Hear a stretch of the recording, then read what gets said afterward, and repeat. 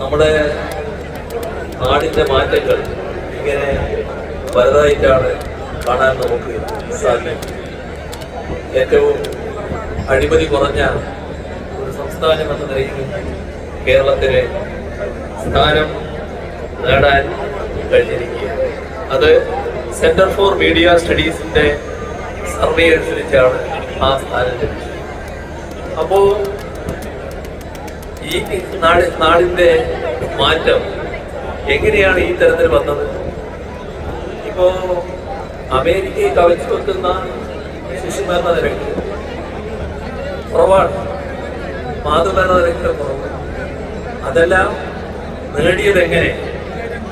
ആ ഭാഗം പരിശോധിക്കുമ്പോഴാണ് 2016 പ്രവർത്തനങ്ങൾ തുടങ്ങി 2021 ആയപ്പോൾ ആ പ്രവർത്തനങ്ങൾക്ക് അതേ രീതിയിൽ തുടരാൻ അവസരം.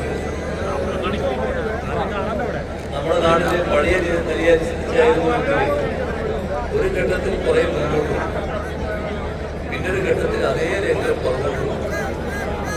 കൃത്യമായ തുടർച്ചയുണ്ടാകാറ് ഇവിടെ കൃത്യമായ തുടർച്ചയുണ്ടായി.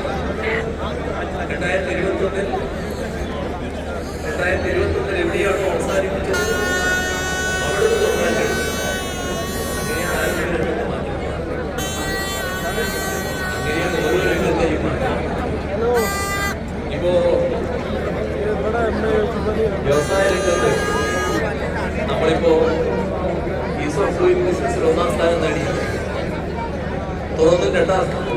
ആ സ്ഥാനം നിലനിർത്തി. എങ്ങനെയാണ് വന്നത്? സ്വയംഭൂവായി ഉണ്ടായതല്ല.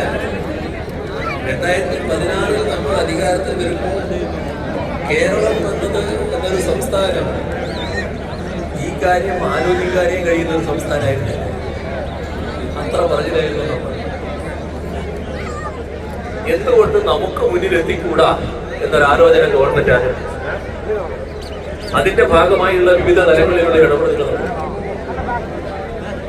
നിയമങ്ങൾ ഭേദഗതി, ചട്ടങ്ങൾ ഭേദഗതി, ബന്ധപ്പെട്ടവരെയെല്ലാം വിളിച്ചുകൂടി ചർച്ച ചെയ്തു, മാറ്റങ്ങൾക്ക് തുടക്കം. അവിടേക്ക് 2021 ഗവൺമെന്റ് 2021 തുടർ ഭരണത്തിന്റെ അവസരം വന്നപ്പോ എവിടെയാണോ 2021 അവസാനിപ്പിച്ചത് അവിടുന്ന് തുടരാൻ കഴിയും.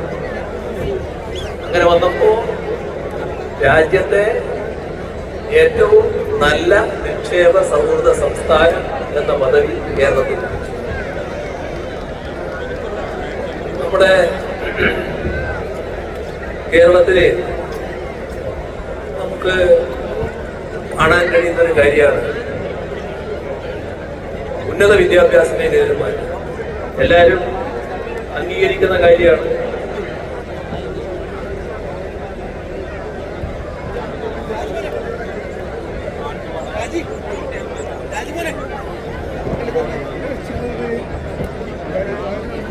പൊതുവിദ്യാഭ്യാസ രംഗത്ത് വന്ന മാറ്റം എല്ലാവരും